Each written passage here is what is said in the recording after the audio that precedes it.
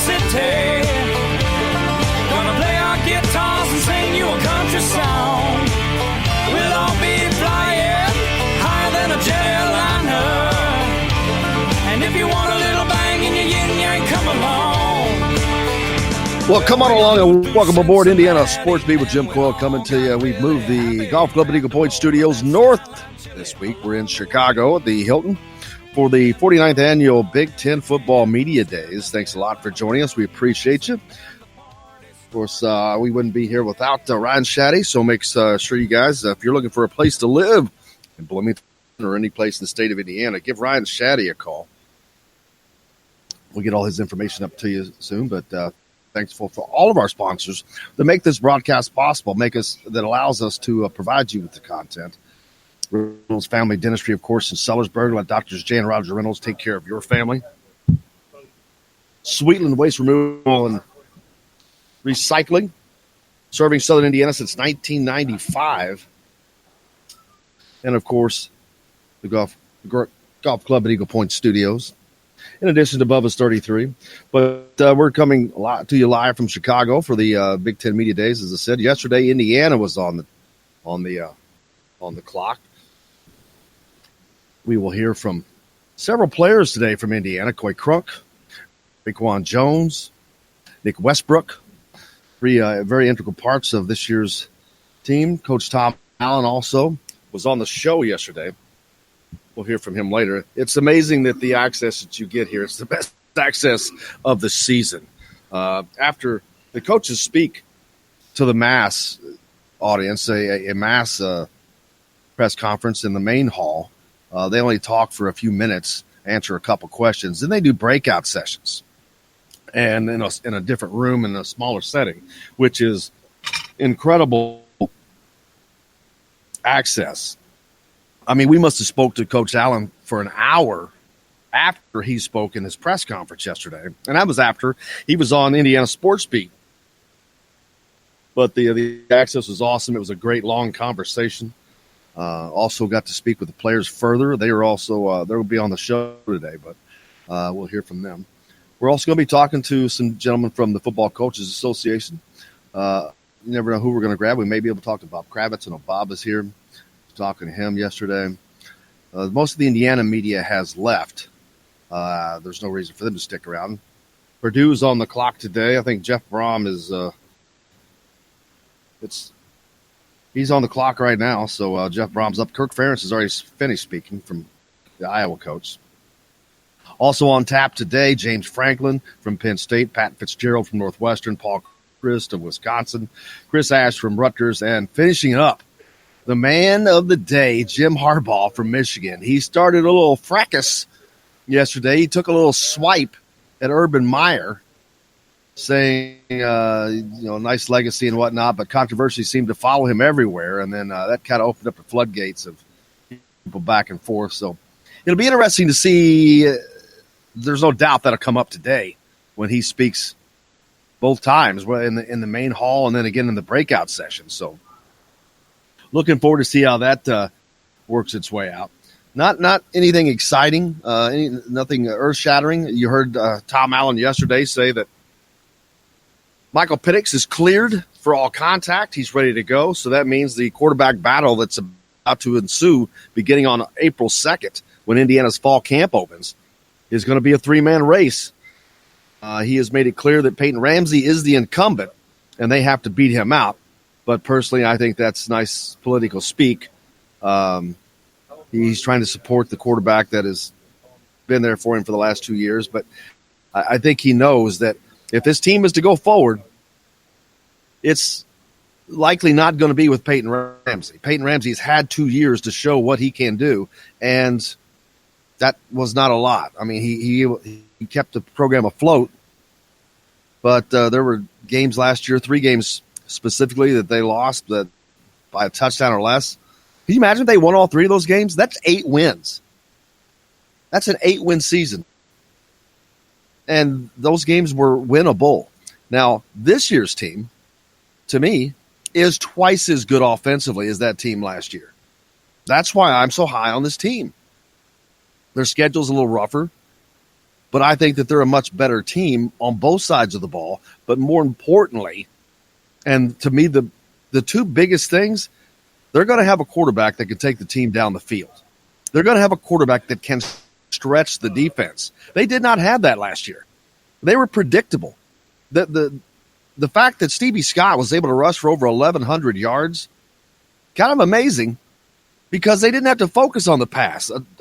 Opposing defenses did not have to focus on the pass because there was no passing game other than 10 yards out. They could keep everything in a nice little box. The sheer fact that he got 1,100 yards is a testament to how good he really is. And if this offense gets clicking, if they're able to stretch that defense and open it up, he could have a better season yet. And he's got a lot more company this year to help out. We'll talk to Nick Westbrook today. He's one of the part of the wideout core that is looking to do big things. I know that they're excited for having a new offensive coordinator, Kalen DeBoer, because let's face it,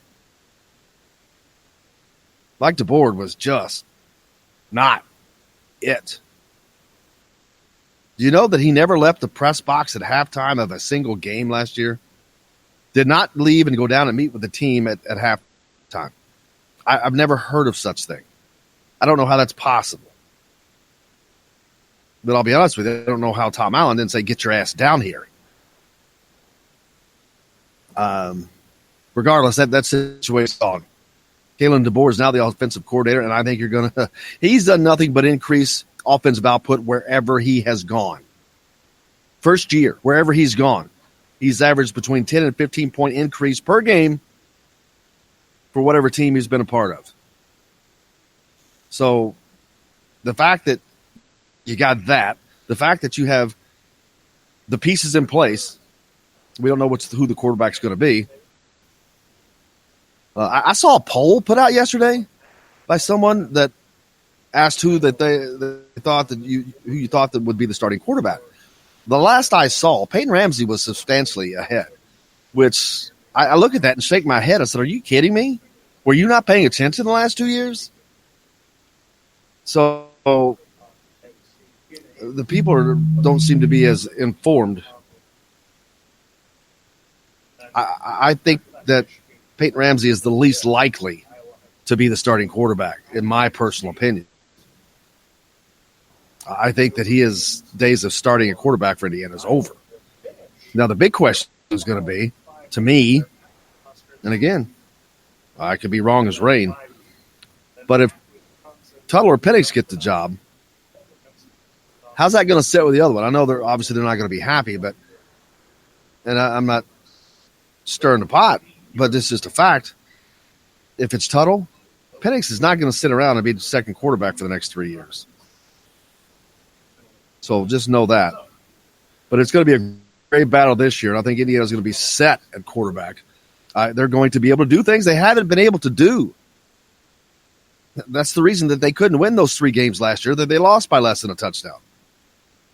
They didn't have the ability. They didn't have the offensive coordinator that could make the calls, and they didn't have the quarterback that could get the job done in the way that he needed to get it done. But that's that. Hey, we got out coming up here on the program, Indiana Sports Beat. We got Tom Allen on today. We've got Coy Cronk, Nick Westbrook, Reakwon Jones. We'll see what else we can get done. We've got a lot. When we come back, we're going to be talking to some gentlemen from the Football Coaches Association. See what's going on with those guys. There's just a ton of people here at Big Ten Media Days. And that's where we're coming to you live from Chicago, the 49th Big Ten Media Days, brought to you by Ryan Shaddy. Ryan, we appreciate you. Jim Coyle, Indiana Sports Beat. We'll be back with more right after this. Digging deeper to the ditch every chance he missed and the mess he made. Cause hate is such a strong word, and every brick he laid, a mistake they say that his walls are getting taller, his world is getting smaller. Hello, everybody. Jim Coyle from Indiana Sports Beat. When I'm not covering the Hoosiers, you can find me at Bubba's 33 in Clarksville, located on the northeast corner of I-65 at Veterans Parkway. Bubba's 33 has hand-tossed pizzas, bold burgers, and ice-cold beer from a select list of local craft brewers. An incredible food selection, all made fresh daily. Whether you're meeting the team for that post-win meal in the family dining area or meeting friends for happy hour to watch the game on one of Bubba's 50 TVs, Bubba's 33 in Clarksville. Pizza, burgers, beer. We all want a winning smile for those championship photos, and that's exactly what you will get at Reynolds Family Dentistry in Sellersburg. Reynolds Family Dentistry has been serving the dental needs of Hoosier families for over 30 years. Let Doctors Roger and Jay Reynolds take care of your family. Just off of I-65 at 809 South Indiana Avenue in Sellersburg. Call 812-246-3368. That's Reynolds Family Dentistry, 812-246-3368.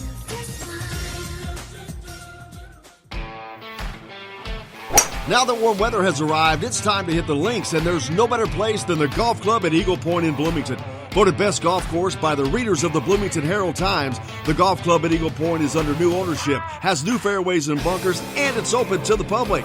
When the round's over, there's cold beer and a full menu at the Eagle Point Pub and Bistro. Call 812-824-1100 to make a tee time. That's 812-824-1100. The golf club at Eagle Point in Bloomington. This is A.J. Moye. This is Dan Dockett. Hey, this is Michael Lewis, former Indiana basketball player. This is Indiana football coach Tom Allen. This is Jim Coyle with the Indiana Sports Beat. You can always like and follow us on Facebook. Always follow the show rebroadcast on iTunes, Google Play, iHeartRadio, Spotify. TheDailyHoosier.com is a great place to sign up for each and every day. Or, of course, on 97.7 The Ref in Evansville. For the best recycling and waste removal service, turn to the area's leader, Sweetland Waste Removal and Recycling, a homegrown company serving southern Indiana since 1995. Sweetland Waste Removal and Recycling serves Floyd, Clark, Harrison, and Washington counties. For excellent service and peace of mind, call Sweetland Waste Removal and Recycling today at 812-944-5642. That's 812-944-5642. Keep life sweet with Sweetland Waste Removal and Recycling. All across the country, people are coming together to speed up what we can learn about health. The All of Us Research Program is calling on 1 million people to join us as we try to change the future of health. For your family, for future generations, for all of us. Visit joinallofus.org and find out how you can become 1 in a million. All right, crew, let's get her dug.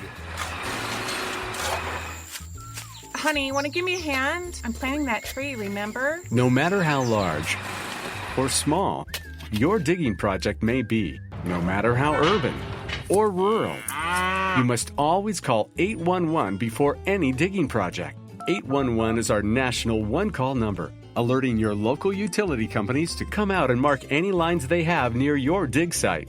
You must call 811 at least 2 to 3 business days before any digging project, so you can avoid hitting our essential buried utilities. This includes natural gas and petroleum pipelines, electric, communication cables, and water and sewer lines. So before you do this or this, make sure you do this. For digging projects big or small, make the call to 811. Brought to you by Common Ground Alliance. This is former Indiana basketball player Brian Evans, and you're listening to Indiana Sports Beat with Jim Coyle.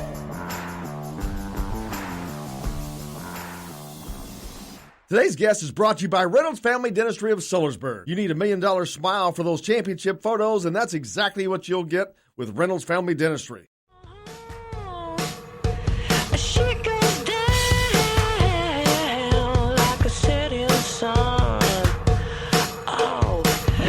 Golf Club at Eagle Point Studios North as we have moved to Chicago for the week. 49th annual Big Ten Football Media Days are happening right now. This is the second day, and very interesting. We're waiting to see what's going to go on when Jim Harbaugh gets up there after his comments yesterday. But right now, I'm happy to be joined by Mike Cross from the Football Coaches Association. Mike, how are you, man? Doing good, man. Thanks for having me on. Absolutely. How are things going? You guys enjoying the media days? Yeah, this is our first time here at the Big Ten. We've done Big 12 Conference media days a couple times. We were there earlier this week.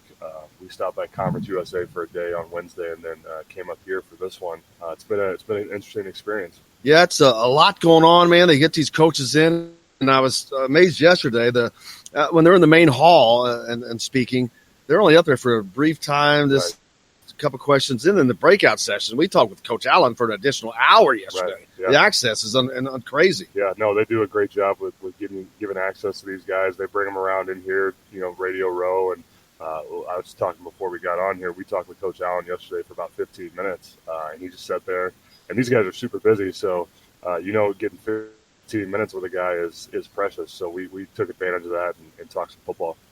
Now, what do you guys do? I know you guys here doing your podcast with the coaches, and you're based here in Chicago, right? No, we're actually based in Waco, Texas. Oh, wow. So we're up here from Waco. The American Football Coaches Association is essentially the professional organization for coaches, both high school, college, and NFL. So membership organization. These guys are members of our organization. We provide some educational opportunities to help these guys continue to learn and grow in the profession. Our biggest thing we do is we do an annual convention every year. You've probably heard of it. It's the Coaches Convention in January, right around the same time as the national championship game. So part of the educational mission, though, is we've started a podcast called Inside the Headset, and we just try to talk with guys and get different perspectives. We've talked with a bunch of FBS head coaches here at the Big 10, Big 12, but we talked with position coaches, lower level guys, and just trying to get a perspective,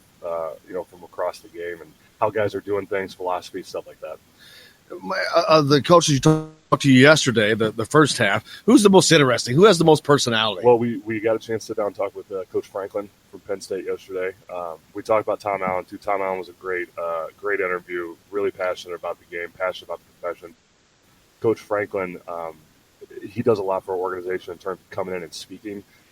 We do a lot of we have a program called the 35 under 35, so we select 35 coaches, identify them as guys who are up and coming in the profession. They meet at the convention for a one-day programming session. We bring guys in like Coach Franklin.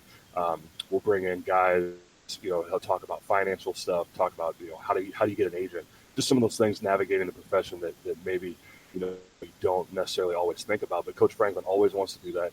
And he joked with us yesterday, selfishly for him, helps him identify some younger guys in the profession. I think he said he's got a list of 15 guys deep at every position that he's identified, in case he's got some turnover or something, which is a great sign of a head coach, right? He's always prepared. But he's pretty passionate about the game, passionate about, the development of young coaches, which is always fun to hear. It's funny you say that because Tom Allen yesterday was talking about almost the same thing. It come up somehow about his list. I think it was about Kalen DeBoer, who was their current offensive coordinator. How he was aware of that and all that. He keeps a list, and after this, he refreshes it after the season. Absolutely. But after the season, it's refreshed. But I think that first time I saw that was I remember Louisville's athletic director Tom Jurich.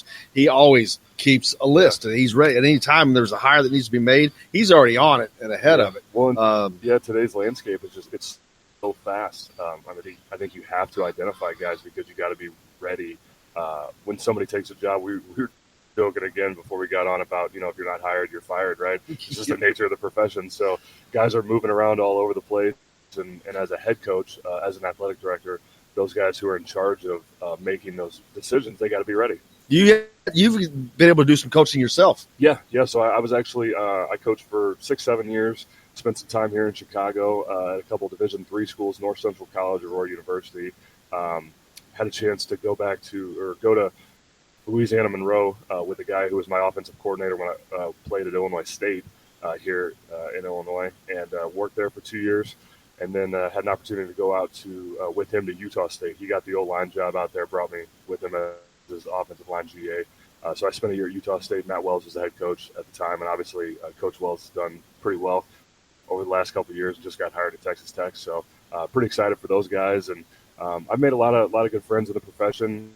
And it's pretty cool to, be able to work for the AFCA now and still get to deal with those guys, but not necessarily have to work, 100 hours a week and do the recruiting stuff and the summer camps and all that stuff. You don't have to sleep in the office. No. I get to go home, see my wife, play with our dog. So it's a nice trade-off. So Tom Allen was talking about that last year. It came up about because he just stepped down as a defensive coordinator, right. And he's being asked, what was, was there a point? What was the impetus? And finally, he's like, well, he kind of hauled around, and then the sleeping in the office thing came up. He goes, actually, last year was the first time it ever happened. Yeah. That's when I said, wait a minute, this is not. We had a chance to talk with him about that too, and he had been a head coach prior to Indiana, and he didn't take in high school. Yeah, and he didn't run the defense when that happened. And so we asked him about his high school experience and how it prepared him for this job. And he just mentioned that, like, he had gone through that before. And so he knew, like, when he got this job that he was going to do that for a little bit, just to kind of, I think, set the standard and get, what he wanted running in the program. But then now, obviously, he stepped away from that role. And I think he's excited about it. Because a lot of fans were not as excited because what he did with that defense in Indiana is remarkable. Right. When he got there, let's just face it, they sucked. Yeah. I mean, they couldn't stop water. I mean, it was unbelievable. And then all of a sudden, they're nationally renowned. It's like, wow, they're leading the country in third down stops, to this and that. Last year, I think third in the country in takeaways. It's like, whoa. Yeah. So what he did to that defense, and people like, no, please don't stop. Don't go away. Well, and I think it's, once you kind of establish your philosophy, your culture, it's easier for somebody else to come in and be able to just kind of continue that instead of, not doing that and then trying to kind of influence the defense from the head coaching position, but not really being all in with it. So I think he's in a good place, and I think they'll be pretty well moving forward. He's a very passionate guy, as you said and noted, and that carries over. And I think that the team is a reflection of him. They're a reflection of his passion, and it's a good thing. Right. But I mean, if you see him on the sideline, he's an animated guy, man. If something happens, it's great. He's all over the place. Right. He's definitely shows some passion, and like I said, we had a fun time talking with him yesterday, just about his career, his journey through high school and into the collegiate level, and kind of where he's ended up now. And it was a fun interview. Talking with Mike Cross, American Football Coaches Association. So what do y'all do? What about the other media days, the ACC, the SEC? Are you guys down? Not down because they're going on at the same time. Yeah, it's tough because they're all kind of happening at the same time. So we had to kind of pick and choose. We went to Big 12 and Conference USA earlier this week. They were Monday. Big 12 was Monday, Tuesday. Conference USA was Wednesday and Thursday. So we, Big 12 was right up the road from us at AT&T in Dallas, and so that was an easy get for us. We were there last year, so we kind of had a little bit of a background. So we went to that, and then Conference USA was right up the road in Frisco at the Star. So we went on Wednesday and then flew out late Wednesday night to get in for this one here in Chicago. But, it's tough. All the media days are kind of in the same time frame. Yeah, you got the big three. They're like, oh, no, I'm not going to bow. You guys can bow. I'm not going to. So. Of course, the Big Ten, SEC, and ACC.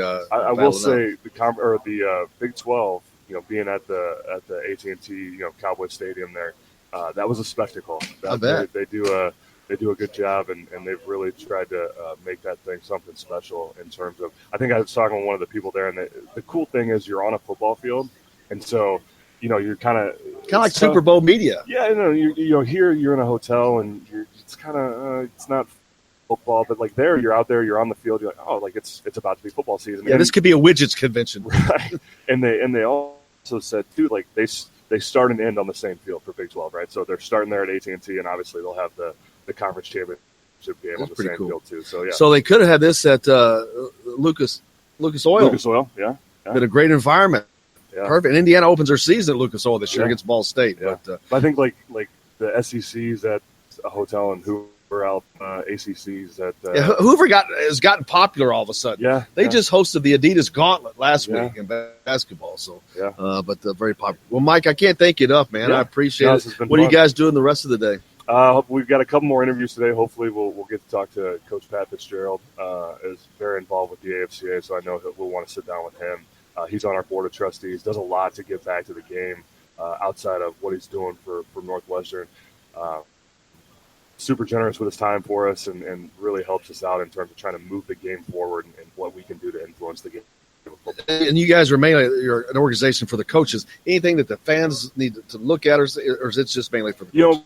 We are really geared towards the coaches, obviously, educating them. But I think, we really try to put out some content, especially with like Inside the Headset. How do the fans find that? Inside the Headset, just search. It's on all your podcast deals, iTunes, Spotify, Stitcher, all that stuff. Just type it in, and find it. Right, it's everybody can have a podcast. It's so easy today. Yes, we try to do these interviews with some of these coaches. We'll ask a lot of coaching specific questions, but we'll get into like motivation. And I think a lot of fans can use that in their job. Just ways these guys handle pressure. Handle their organization because it's a tough deal. So it's interesting to kind of get their take on some things, and everybody does it differently, which is really cool. Like you'll hear a lot of the same kind of commonalities in terms of them talking about relationships or trust, but they all have their own way of doing it. So it's cool to kind of talk to them back to back like this and kind of figure out who's doing what and how they're doing it. So it's been a cool deal. Absolutely. Mike, I can't thank you enough, brother. Appreciate you. Thank you very much. Have fun the rest of the day. Yeah, appreciate it. Hey, that's Mike Cross from the Football Coaches Association joining us here at the 49th Big Ten Football Media Days that are going on here in Chicago. We've got a lot more coming up on the program. Coy Cronk, Reakwon Jones, and Nick Westb from the Indiana football team. We'll be back with all that and more from the Golf Club at Eagle Point Studios North. We'll be back right after this.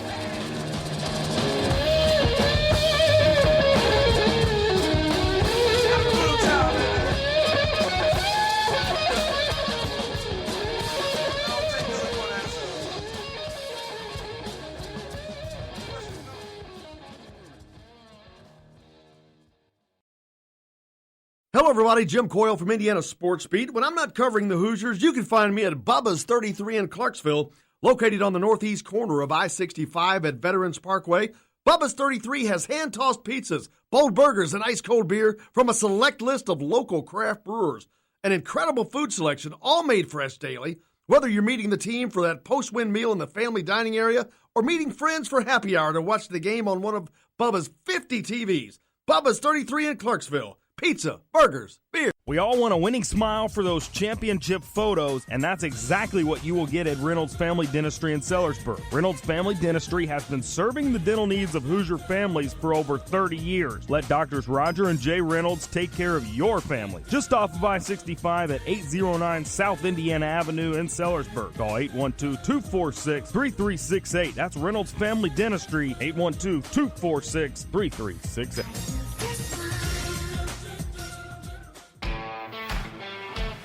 Now that warm weather has arrived, it's time to hit the links, and there's no better place than the Golf Club at Eagle Point in Bloomington. Voted best golf course by the readers of the Bloomington Herald-Times, the Golf Club at Eagle Point is under new ownership, has new fairways and bunkers, and it's open to the public. When the round's over, there's cold beer and a full menu at the Eagle Point Pub and Bistro. Call 812-824-1100 to make a tee time. That's 812-824-1100. The Golf Club at Eagle Point in Bloomington. This is AJ Moye. This is Dan Dockett. Hey, this is Michael Lord, former Indiana basketball player. This is Indiana football coach Tom Allen. This is Jim Coyle with the Indiana Sports Beat. You can always like and follow us on Facebook. Always follow the show rebroadcast on iTunes, Google Play, iHeartRadio, Spotify. TheDailyHoosier.com is a great place to sign up for each and every day, or, of course, on 97.7 The Ref in Evansville. For the best recycling and waste removal service, turn to the area's leader, Sweetland Waste Removal and Recycling, a homegrown company serving southern Indiana since 1995. Sweetland Waste Removal and Recycling serves Floyd, Clark, Harrison, and Washington counties. For excellent service and peace of mind, call Sweetland Waste Removal and Recycling today at 812-944-5642. That's 812-944-5642. Keep life sweet with Sweetland Waste Removal and Recycling. All across the country, people are coming together to speed up what we can learn about health. The All of Us Research Program is calling on 1 million people to join us as we try to change the future of health. For your family, for future generations, for all of us. Visit joinallofus.org and find out how you can become 1 in a million. All right, crew, let's get her dug. Honey, you want to give me a hand? I'm planting that tree, remember? No matter how large or small your digging project may be, no matter how urban or rural, you must always call 811 before any digging project. 811 is our national one-call number, alerting your local utility companies to come out and mark any lines they have near your dig site. You must call 811 at least 2 to 3 business days before any digging project, so you can avoid hitting our essential buried utilities. This includes natural gas and petroleum pipelines, electric, communication cables, and water and sewer lines. So before you do this or this, make sure you do this. For digging projects big or small, make the call to 811. Brought to you by Common Ground Alliance. Hi, this is AJ Moye, and you're listening to Indiana Sports Beat with Jim Coyle.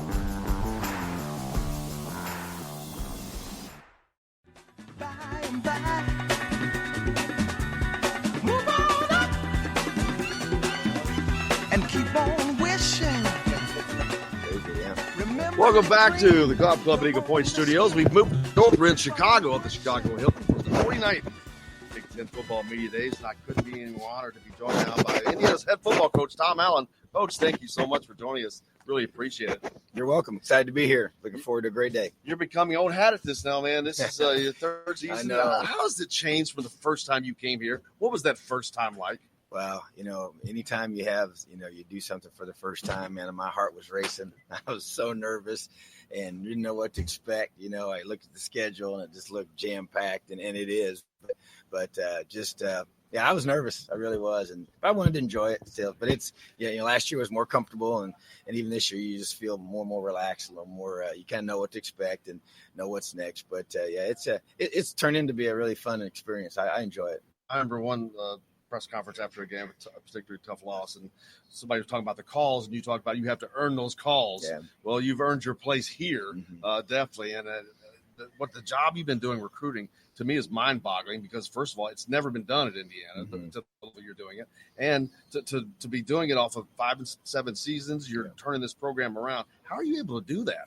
It's just amazing. Well, it takes a lot of energy. It takes a lot of work from our whole staff, and we got a lot of people that, play a huge role in that. But it's building long-term relationships with these families. It's getting them to see the vision for what you're building. And that's what it comes down to, is because can they buy into the future, and realizing that it takes time to build it the right way. And there's no quick fixes in the Big Ten because you're playing against such a high-quality opponent every single week that we don't go out and really recruit a lot of junior colleges and get a bunch of transfers. I mean, we get guys out of high school and develop them, and that takes time. And so that's why the recruiting piece, we were selling opportunity to come and compete to play, and the vision for breaking through and challenging guys that have the courage and confidence to want to come do that, and you get a chance to get a world-class education, and that helps us a lot because there's a lot of programs that IU has that are very unique and special, and they have a chance to come here and play at the highest level of college football. And we go across the country. We're not afraid to go wherever it takes to get a guy that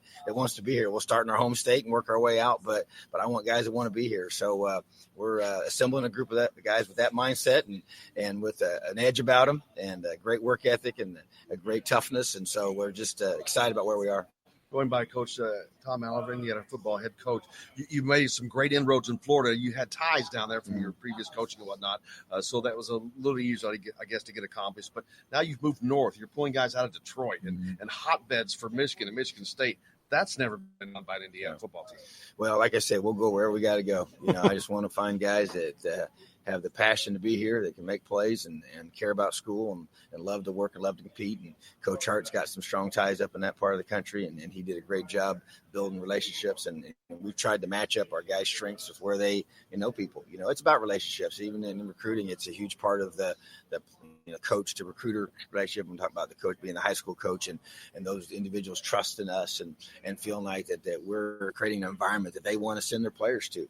And so I think that's what you're seeing up there. And then we're going out east and getting some guys from there and recruiting more guys from that area right now. And just like I said, it really, we have a certain area we target, but we find a guy that fits with us. We don't really care where he's from.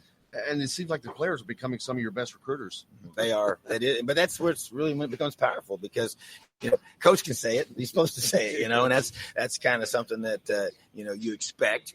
But then when it's coming from the players, it's coming from their parents, and it's coming from guys that I had a chance to be with the alumni last night, a bunch of former players, and we now have some guys that I've coached that are coming to these now, and they're our biggest proponents. Guys that are in the program or have played in the program, and they truly believe in what we're building, the way we're building it, and so those guys are not bashful on social media to get out there and we tell them we can't direct them to recruit these guys, but they know that they're only as good as the guys around them, so they're doing a great job recruiting their future teammates. And I can say for a fact that to a man, these guys are all on the same page, and that's another thing. To get 85, 100, 18, 19, 20-year-old kids on the same page, that's tough. But these guys are. They're locked in. I believe they are. And our coaching staff would attest to that once we get them here, and the strength staff that's worked with them, especially the new guys, and just the single-mindedness they have to them, and the work ethic that they bring, the focus that they bring. And they're here. They're on a mission, and our guys have bought into what we're building here,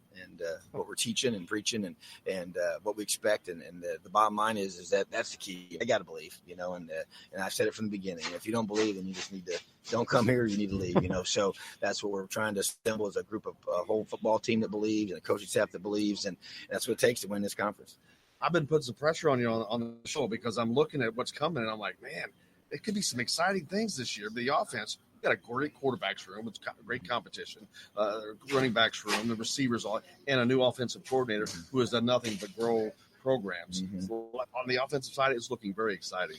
Well, I agree, and as you kind of go through and look at our roster, we've not had 3 quarterbacks since I've been here that you feel like are 3 capable guys to lead your team. And you got, like you said, a running backs room that's got a lot of competition, and that's great. Iron sharpens iron. I believe in that. And Stevie Scott's a great player, but he's got to be on his game, and he knows it. Receivers, got a lot of guys there that can make plays, and with D. Hale and Nick Westb, the 2 lone seniors, those guys are really the leaders of the group, but has a lot of different guys that want the ball and can do something with it when they get it. We got some tight ends I really like, and the O-line is anchored by 3 seniors, that really Coy and Simon and Hunter, that just big, strong guys that care a whole lot about this program. So, I really like what Kalen's doing. Obviously it'll be, revealed once we start playing games, but I just love the history of what he's done, the place he's been. He's followed a very similar path that I did, and known him for a long time. He's won everywhere he's been. He's been in some tough places where he's had to be creative, and you had to do some things to create those yards and points and opportunities for your offense.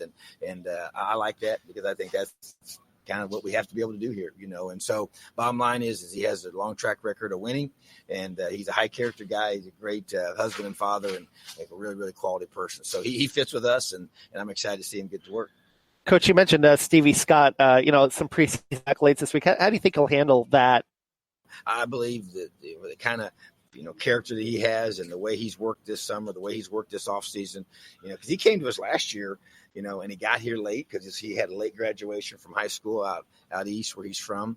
And so he wasn't with us very long, so had like about 1 month with us in the summer, and then he ends up beating our starting tailback pretty quickly. So, really never had a chance to really, he had injury his senior year of high school, so he really didn't get to play a lot of senior year. So I just think this whole offseason has really allowed him to get bigger and stronger and more confident in what he's doing. So, but I just think the room and the chemistry in the room, the guys have great, camaraderie, and even though they're competing for the same spots, they know we have one common goal, and that's to break through on game day. So I think that he, it's a great coach. It's going to keep him grounded, and he's humble and hungry, and the guys around him will keep him sharp. Well, with him and Sampson and Roddy Walker and Winters, I mean, you really have 4 guys that you can kind of share the load a little bit. Yeah, don't forget about Cole Guest. Yeah, and Cole's a guy that has been plagued with injuries, but has a burst that's different than the rest of those guys.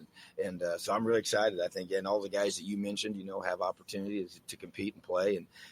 So, yeah, it's a group that's got some depth. I'm telling you, every year I've been in this conference, you need a bunch of running backs, and it's a physical league, and they're going to get hit hard, and they're going to deliver a lot of big hits, but we're going to need all of them. And you talk about Cole Guest, not only does he bring a different dynamic to that backfield, but he's the oldest guy in the room. That's a very young group you got in there. Yeah, there's no doubt. There's no seniors, and he's the oldest one. And I know that he brings a lot of experience and just a maturity to his work ethic. He's an extremely focused young man, and he works as hard as anybody on our football team, and just so driven. And so I just want it so bad for him because I know how hard he worked last year, and then he had the injury, but he's back, so it's just, and he does bring a different skill set to that group. He's not quite as big as some of them, but very, very fast and can catch the ball really well out of the backfield. And we're going to utilize that part of our game as well, probably more so than we have in the past. And so I'm excited about that group of guys for sure. Before Tom Allen arrived in Indiana, you couldn't say Indiana defense in the same sentence, hardly. And man, oh man, did you make a change there? You've stepped back a little bit as far as the coordinator duties, but your tradition continues on. What are you expecting on that side of the ball this year? Well, I expect us to be better. We played a lot of freshmen last year. 10 that were in the rotation. We played even additional ones that played within the 4-game rule for still redshirting. So a lot of youth last year, and it was tough at times because when you're playing freshmen in the Big Ten, that's not ideal, especially that many. But those guys all got to play, So to me, it's a very deep group. I mean, we got competition at every position. We've never had it like this since I've been here. And I just know that, year one as head coach, our defense was top 25. We had no depth. It was really a problem. And I was concerned about it going in, and it proved to be a real issue. And those guys were good players. They just got tired, And so then last year we had depth, but it was really young. And so now that depth is a year older, And so that freshman class last year, which now they're, some redshirt freshmen and true sophomores or redshirt sophomores, that makes up a big chunk of our defense. And we just want to keep guys rolling in, where we're back to saying where I believe we need to have the goal of being a top 25 defense. And that's my expectation for that group. And Coach Womack has that same vision. And it's going to be I'm going to be very involved. I'm not going to call the defense, but I'll be very strongly involved in the game plan. And then the passion with which we play with will not change. Matter of fact, I thought we even played with even more intensity in the spring and just became another group of guys that are just a year older, year more confident, in the system and playing with a different speed. And we've recruited speed, and that speed's getting older, and that's not going to change. We're going to keep recruiting guys that can run and hit and love to play the game. So to me, it's just about 60 minutes of sick 'em football on defense. And just keep rolling guys in that keep them fresh. We're going to play a whole bunch of guys, and now those guys are a lot more experienced. Health-wise, how are you going into camp? And is Mike Penix going to be cleared for full contact? He'll be cleared for full contact, and he won't be getting hit much. None of the quarterbacks will during fall camp, but he'll be cleared, and he's had a really good summer, as all those guys have. And from an injury perspective, Jacoby Hewitt was injured over the summer, and that was put out, so. But other than that, we expect everybody to be full bore, and you'll always have a few little soft tissue things sometimes coming out of summer, but nothing long term that we expect. And so the expectation is that our guys come to fall camp and which will be here in 2 weeks, and ready to go. So we're excited to get everybody back, and injuries are part of the game, so we'll see what happens in the future. But right now we're pretty good. You've talked about kind of pushing this team though in August and really making it a hard camp. Have you kind of formulated that, and how important is that going to be to kind of get ready for the season? One thing that's unique about this camp is it's actually a week longer than since I've been here. We've always had 2 weeks of true camp, and then school starts. Well, this year we have actually 3 because school starts a week later, which is just the way the calendar came. So that gives us 1 extra week of preparation. So really excited about that. I think it's really good for our team because we are still very young, but it's going to be a tough camp, for sure. And don't know what the weather's going to be like. Don't really care. We'll just adjust to it. But bottom line is that it's going to be physical, and we're going to practice hard. We only do 1 a day now. That's where everybody's in the same boat with that. And we call them walkthroughs the first 5 days and jog throughs, and from practice 6 on in the evenings. But there's never 2 full practices 1 day. But there's no question it's still camp, and it's a grind mentally and physically, and we'll have a lot of meetings, and we'll make sure we're mentally where we need to be, mentally and physically tough is what you got to have in this conference. You've got 3 quarterbacks. We all know about 3 good ones going into the camp. What do they have to show you to get that number 1 job? Yeah, and that's it's going to be a challenging decision, because of the talent that those guys have. And so, at the end of the day, and you try to make it as simple as possible, and that is who can move the team down the field. Who do the players believe in? They have to. That quarterback has to win the team. They really do. And I'm talking about defense, offense, special teams. You have to feel like, man, when that guy steps on the field, if there's time left on that clock and we got the ball, we got a chance to go win. And that, to me, what I'm looking for. So you're going to be looking at, we'll chart everything, and we'll be very detailed in completion percentage, and as we do, 2-minute drills during practice, and live goes in practice, and moving the ball down the field during practice, and who's able to do that most effectively, and who's the most accurate getting the ball to the receivers, and creating the explosive plays that we know we need to create, and at the end of the day, scoring points. That's really what it comes down to. Our offense last year did a lot of good things. We ran the ball really well, and we threw the ball accurately for the most part, but didn't create enough explosive plays and didn't create enough points, and so that to me was the two key things. And those don't mean just long bomb passes, but the explosive plays have to come in chunks, because it's hard to just, systematically move the ball against these defenses in the Big Ten every game. And so creating those opportunities, that's why those, that stat is such a big deal. The turnover ratio, which is the offense and defense component put together, and the explosive play ratio, those two components, when those two come together and you win both of those, you're going to win 90% of your games. So that's what we're looking for, is the guy that can do that. How close to kickoff of that August 31st game will you go before that decision is made? You really don't know, and I'm probably not going to give it an exact date, but you obviously have to know the week before. I mean, you want to be able to go that last week where you say, hey, this is the guy, he's taking all the reps, So hopefully after a couple weeks, 2 to 3 weeks in the fall camp, you're going to make a decision, I would imagine. And so, but in all fairness to everybody involved, but it'll be an interesting battle. I love that, but and I'll say this again, Peyton Ramsey's a returning starter. He's the guy they got to beat out, and so he's earned that, and I have a ton of respect for him.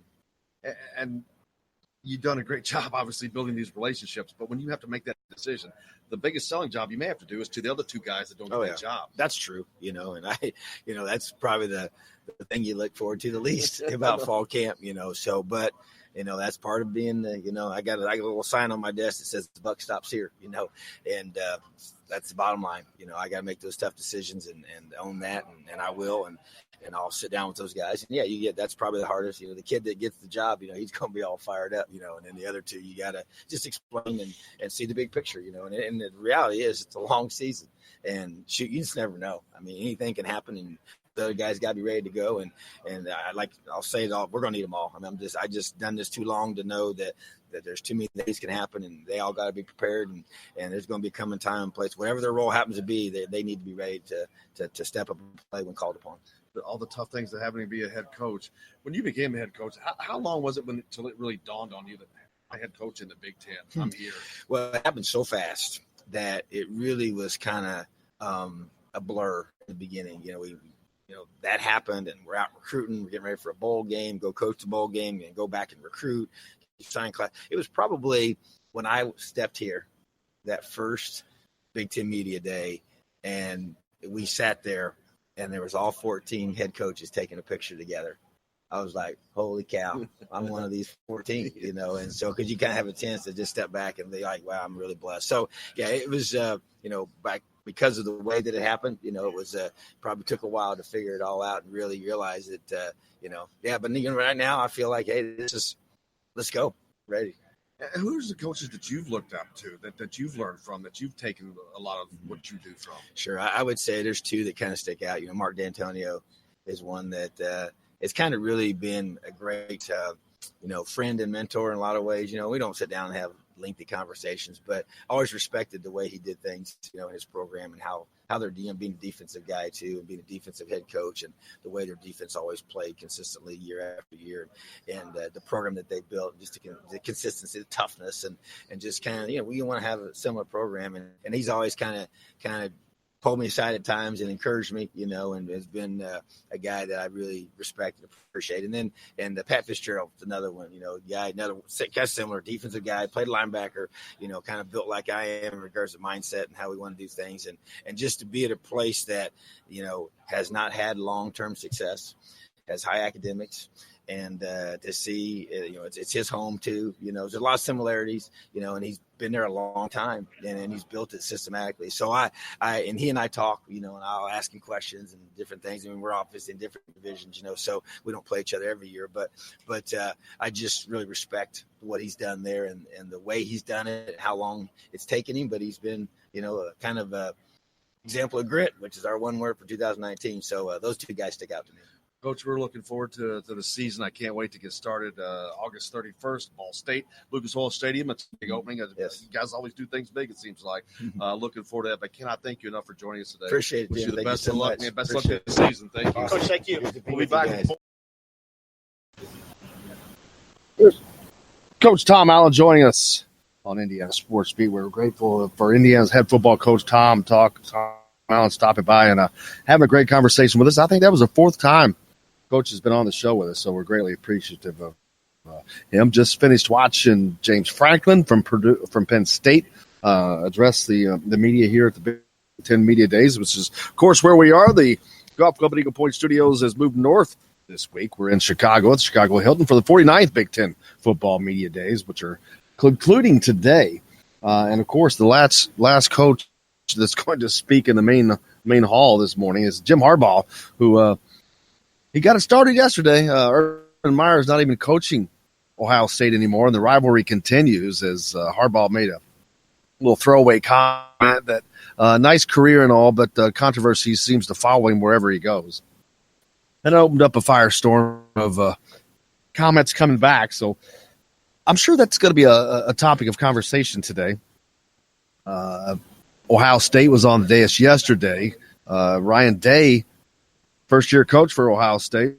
It's going to be very interesting as the Buckeyes come to Bloomington to open up Big Ten play in the third game of the season. So looking forward to see how that works out, because you expect a dip. Whenever you have a new coach, it's just not going to be perfect. But this is Ohio State, and they are a machine. You can tell by the demeanor of Ryan Day. He's a very serious dude, and it's going to be an opportunity for Indiana. They have played Ohio State tough the last couple of years. They played most teams tough the last couple of years. They've just been short. They keep coming up short. It's been a myriad of things. It's been depth, for one thing. They cannot match the depth of Michigan or Ohio State or Penn State, and they're working towards that. I talked to Coach Allen yesterday about the new rule last year, allowing players to play in 4 games that give them experience without burning a season of eligibility. It's critical. And he talked about how many guys that he wished that rule had been in place a few years ago, because there are several guys on this team that are seniors that would actually be juniors because they just played a little bit as a freshman and wasted entire season of eligibility. That's a huge rule change for a school like Indiana that does not have the depth that these big teams have, and that they're trying to get there. This is a way to help them bridge that gap until they get there. But we got a lot more coming up here on Indiana Sports Beat. We're coming to you live from Chicago. The Big Ten Media Days, football media days are going on. This is the second and final day of that. Jim Harbaugh, amongst others, are on the dais today. We'll see. We're going to have some guests coming up later, but also we're going to talk to Indiana football players Coy Cronk, Nick Westb, and Reakwon Jones as well. So stay tuned. We got a lot more coming up here on Indiana Sports Beat. Coming to you from the Golf Club at Eagle Point Studios North, brought to you by Ryan Shaddy. Make sure you talk to Tucker, talk to Ryan. We'll get you all that and more when we come back here on Indiana Sports Beat right after this.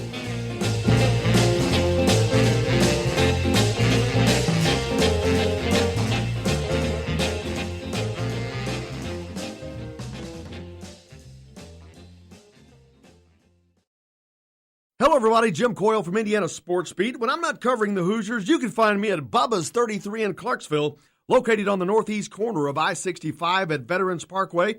Bubba's 33 has hand-tossed pizzas, bold burgers, and ice-cold beer from a select list of local craft brewers.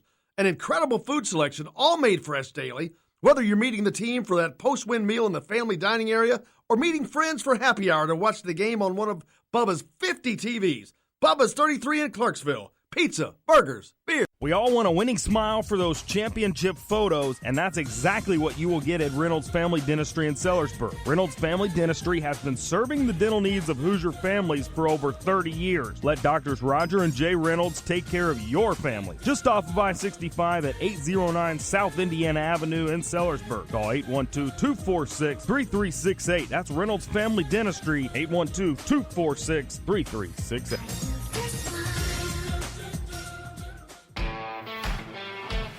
Now that warm weather has arrived, it's time to hit the links, and there's no better place than the Golf Club at Eagle Point in Bloomington. Voted best golf course by the readers of the Bloomington Herald-Times, the Golf Club at Eagle Point is under new ownership, has new fairways and bunkers, and it's open to the public. When the round's over, there's cold beer and a full menu at the Eagle Point Pub and Bistro. Call 812-824-1100 to make a tee time. That's 812-824-1100. The Golf Club at Eagle Point in Bloomington. This is AJ Moye. This is Dan Dockett. Hey, this is Michael Lord, former Indiana Indiana basketball players. This is Indiana football coach Tom Allen. This is Jim Coyle with the Indiana Sports Beat. You can always like and follow us on Facebook. Always follow the show rebroadcast on iTunes, Google Play, iHeartRadio, Spotify. TheDailyHoosier.com is a great place to sign up for each and every day, or, of course, on 97.7 The Ref in Evansville. For the best recycling and waste removal service, turn to the area's leader, Sweetland Waste Removal and Recycling, a homegrown company serving southern Indiana since 1995. Sweetland Waste Removal and Recycling serves Floyd, Clark, Harrison, and Washington counties. For excellent service and peace of mind, call Sweetland Waste Removal and Recycling today at 812-944-5642. That's 812-944-5642. Keep life sweet with Sweetland Waste Removal and Recycling. All across the country, people are coming together to speed up what we can learn about health. The All of Us Research Program is calling on 1 million people to join us as we try to change the future of health. For your family, for future generations, for all of us. Visit joinallofus.org and find out how you can become 1 in a million. All right, crew, let's get her dug. Honey, want to give me a hand? I'm planting that tree, remember? No matter how large or small your digging project may be, no matter how urban or rural, you must always call 811 before any digging project. 811 is our national one-call number, alerting your local utility companies to come out and mark any lines they have near your dig site. You must call 811 at least 2 to 3 business days before any digging project, so you can avoid hitting our essential buried utilities. This includes natural gas and petroleum pipelines, electric, communication cables, and water and sewer lines. So before you do this or this, make sure you do this. For digging projects big or small, make the call to 811. Brought to you by Common Ground Alliance. This is former Indiana basketball player Greg Green. Keep up with the Hoosiers on Indiana Sports Beat with Jim Coyle. This hour is brought to you by Sweetland Waste and Removal Service, a homegrown company serving southern Indiana since 1995.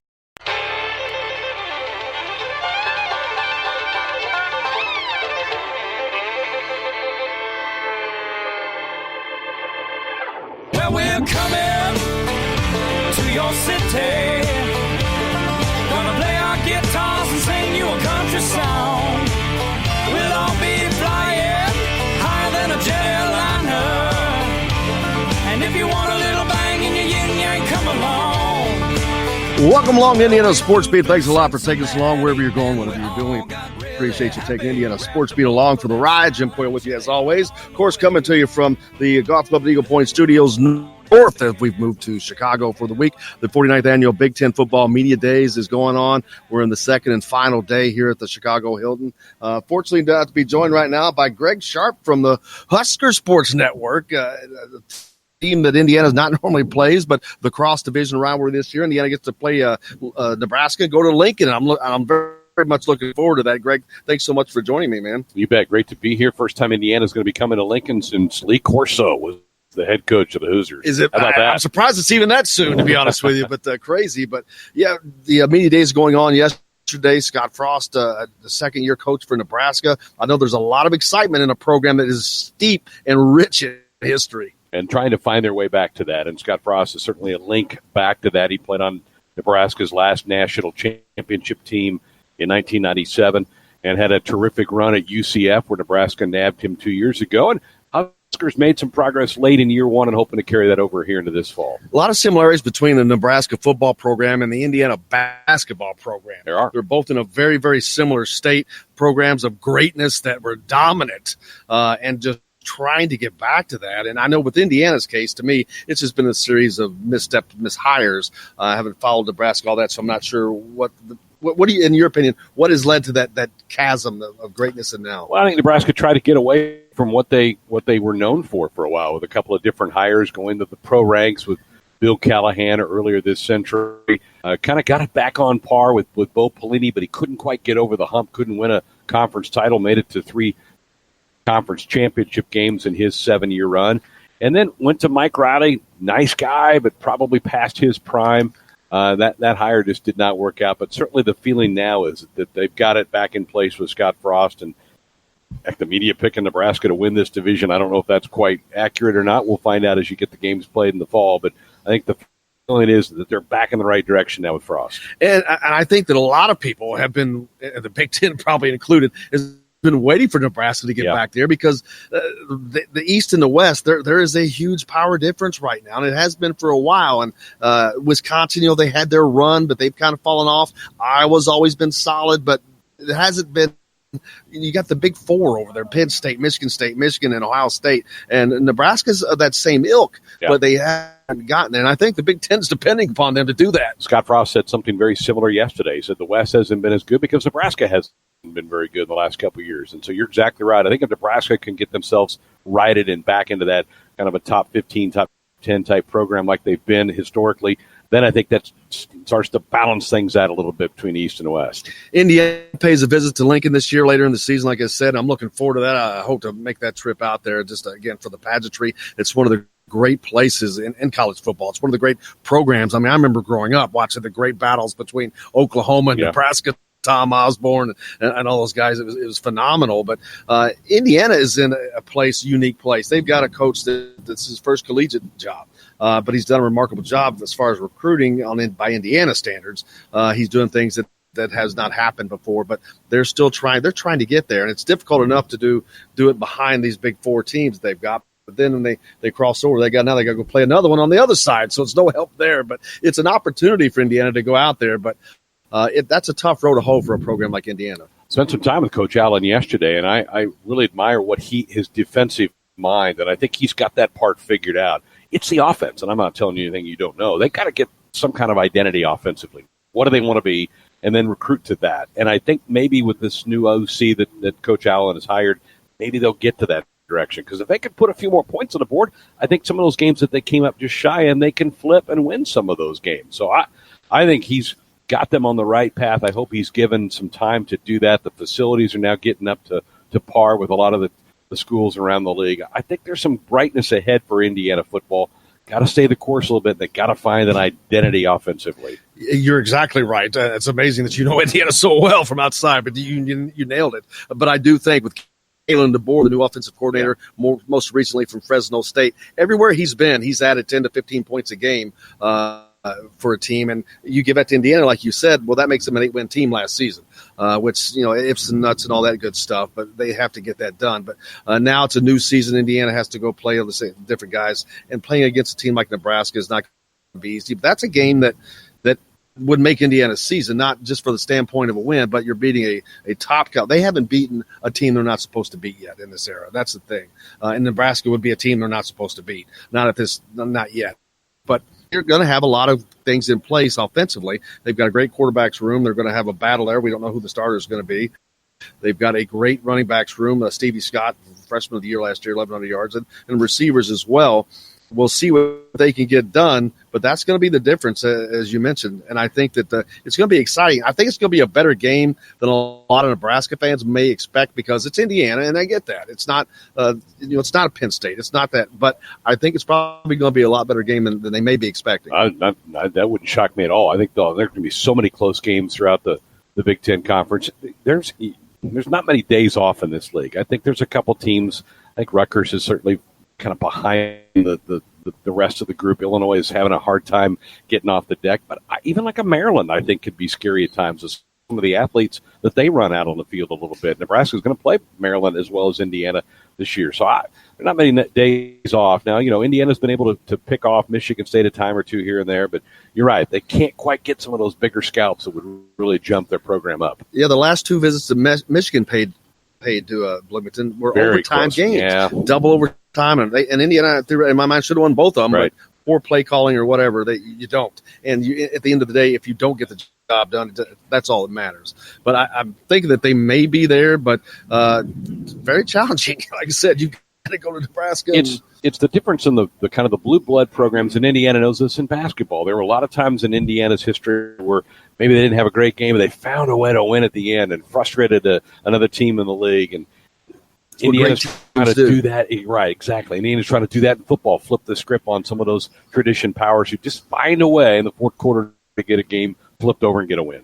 I know the Nebraska fans, they show out in droves. What's the spring game? Got 80,000 people? Sold out. I mean, there's only a couple teams in the United States that can do that. Right. I mean, on one hand, I'm thinking that's amazing. And so you can tell that the fervor is there. Just like Indiana basketball, Nebraska, they want that greatness. When you're used to being fed caviar, man, you want to eat some caviar. Funny thing yesterday, during the podium breakout sessions, I was listening in on Scott Frost, and a lady sat down, and she obviously was working a story from the angle that attendance across the country in college football declined last year. So she asked Scott Frost that. He goes, I don't have anything to add. We've sold out every game since 1962. You're asking the wrong guy. So he goes, I can't help you with your story. It was funny. Yeah, because you stop and think that Nebraska, Ohio State's, those big stadiums, they're full, man. Right. They're full. And if you put a product out there, they're going to come. Right. They want to be a part of greatness, and I know Nebraska is looking forward to that. And, wow, what a get. Not only do you get a favorite son, you get a guy who was killing it on a team that was they disrespected. They didn't get the bowl opportunities that they probably should have. But, wow, what a job he did at a place that it's in Florida, so that's a hands up, but it was not in any way a traditional power. And, my gosh, what a job Scott Frost did down in Central Florida. They were 0-12 the year before he arrived. Then first year they got to 6-6, and then they go 12-0 and beat Auburn in the Peach Bowl, whatever it's called now, Chick-fil-A Peach Bowl, whatever it's called, in Atlanta. Yeah, it was a great job. And in Nebraska, I think, was fortunate because Florida was in on him. Tennessee's job was open. Those were two attractive jobs for Scott, but I think the lure of getting him back to his alma mater was too much for him to deny. And so many times timing has to be perfect. Sure. It could have been any better timing for you guys than Scott Frost. And it was weird because you're like, nothing against Mike Riley, but you're like, boy, do you really want him to win enough games that it's tough for you to pull the trigger or not? And it was pretty easy when he went 4-8. Yeah, there was a lot of that going on with Tom Crean of the Indiana basketball. They're like, oh, man, please don't win. But, yeah, we want to win. But it's amazing. What's the things you're looking forward to most of your all's Nebraska season this year? Well, there's a game week 2. We play one of our old-time rivals from the Big 8 days in Colorado. Go to Boulder. That'll be a fun matchup early in the season. And then week 5, the Buckeyes come to town, which I think could be a really big game. Nebraska should be favored in their first 4 games, could be undefeated hitting into that game. Played a really good game with Ohio State at the Shoe last year, lost by 5 points. So I think that'll be a highlight early in the season. And Nebraska has had a hard time in the last couple of years beating Wisconsin and Iowa. They need to get over that hump if they want to win this division.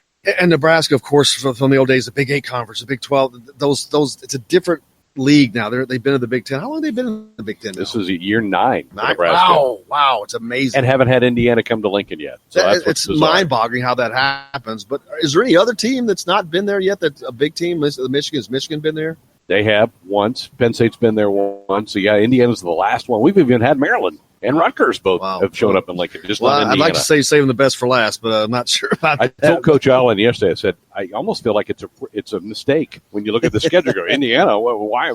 But yeah, it's going to be great to have the Hoosiers come to town. And Nebraska, like I said, one of the premier programs in the country. What are their expectations this year? I know that from a fan standpoint, they all want to go. Everybody wants to go 12-0 and go to the Rose Bowl and whatever. Yeah, I think they're realistic. I think they know they're not ready to make that jump. That'd be a huge jump. I think be competitive, be in the race to win the West to the last week of the season. Get some wins, get a Wisconsin or Iowa that they've had trouble with the last 3 or 4 years. Do some of that. I think that would be what the fan base is expecting for this team. Talking with Greg Sharp from the Husker Sports Network, many have picked Nebraska to win the West Division, and the West is kind of a coin flip.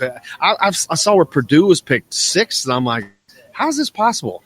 This is a team that has Rondale Moore. You've got Jeff Brom. He's an offensive genius mind. They beat the crap out of Ohio State last year, but yet they're near the bottom, and I'm shaking my head going, I don't see how that's possible. These teams in the West are better than I think people are thinking they are. Yeah, there is a thin margin of difference, I think, between 1 and 6. 7, I think, is Illinois, but I think the other 6, you could make a case and a path for any of those 6 to win the division. It's going to be fun. I'm not sure the coaches are going to enjoy it, but the fans should, because each week you go, man, I don't know who's going to win this game.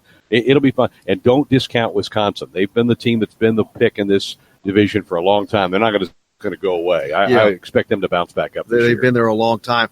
is this actually a good scenario, though, for Nebraska? Because there is no clear-cut favorite. Yeah. So that allows them to be in the mix. And if things go right, somebody's going to end up on top. Jim, the reason Nebraska's getting picked is because Wisconsin, Iowa, Northwestern, all in Lincoln. That's why Nebraska's getting picked. So you have those 3 games at home.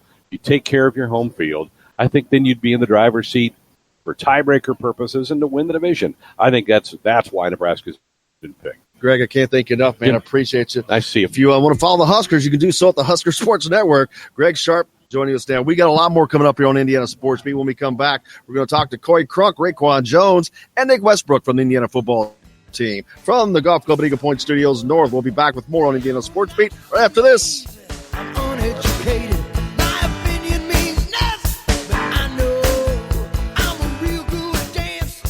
Don't need to look over my shoulder to see what I'm after. Everybody's got the problems. Ain't no new. Hello, everybody. Jim Coyle from Indiana Sports Beat. When I'm not covering the Hoosiers, you can find me at Bubba's 33 in Clarksville, located on the northeast corner of I-65 at Veterans Parkway. Bubba's 33 has hand-tossed pizzas, bold burgers, and ice-cold beer from a select list of local craft brewers.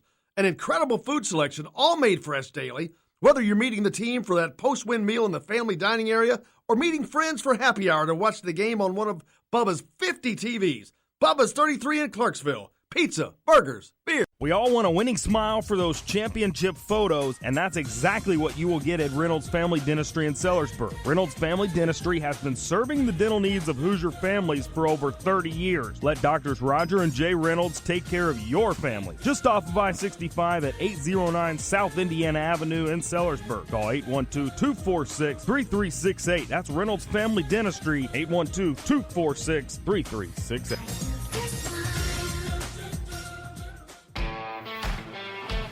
Now that warm weather has arrived, it's time to hit the links, and there's no better place than the Golf Club at Eagle Point in Bloomington. Voted best golf course by the readers of the Bloomington Herald-Times, the Golf Club at Eagle Point is under new ownership, has new fairways and bunkers, and it's open to the public. When the round's over, there's cold beer and a full menu at the Eagle Point Pub and Bistro.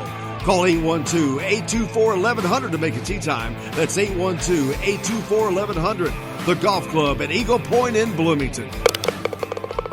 This is A.J. Moye. This is Dan Dockett. Hey, this is Michael Lewis, former Indiana basketball player. This is Indiana football coach Tom Allen. This is Jim Coyle with the Indiana Sports Beat. You can always like and follow us on Facebook. Always follow the show rebroadcast on iTunes, Google Play, iHeartRadio, Spotify. TheDailyHoosier.com is a great place to sign up for each and every day. Or, of course, on 97.7 The Ref in Evansville. For the best recycling and waste removal service, turn to the area's leader, Sweetland Waste Removal and Recycling, a homegrown company serving southern Indiana since 1995. Sweetland Waste Removal and Recycling serves Floyd, Clark, Harrison, and Washington counties. For excellent service and peace of mind, call Sweetland Waste Removal and Recycling today at 812-944-5642. That's 812-944-5642. Keep life sweet with Sweetland Waste Removal and Recycling. All across the country, people are coming together to speed up what we can learn about health. The All of Us Research Program is calling on 1 million people to join us as we try to change the future of health. For your family, for future generations, for all of us. Visit joinallofus.org and find out how you can become 1 in a million. All right, crew, let's get her dug. Honey, want to give me a hand? I'm planting that tree, remember? No matter how large or small your digging project may be, no matter how urban or rural, you must always call 811 before any digging project. 811 is our national one-call number, alerting your local utility companies to come out and mark any lines they have near your dig site. You must call 811 at least 2 to 3 business days before any digging project, so you can avoid hitting our essential buried utilities. This includes natural gas and petroleum pipelines, electric, communication cables, and water and sewer lines. So before you do this or this, make sure you do this. For digging projects big or small, make the call to 811. Brought to you by Common Ground Alliance. This is former Indiana basketball player Brian Evans, and you're listening to Indiana Sports Beat with Jim Coyle.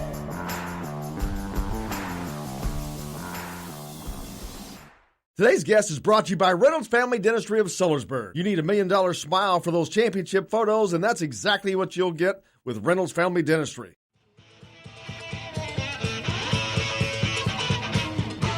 Welcome back to Indiana Sports Beat. Jim Coyle, of course, coming to you from the 49th Big Ten Media Days in Chicago.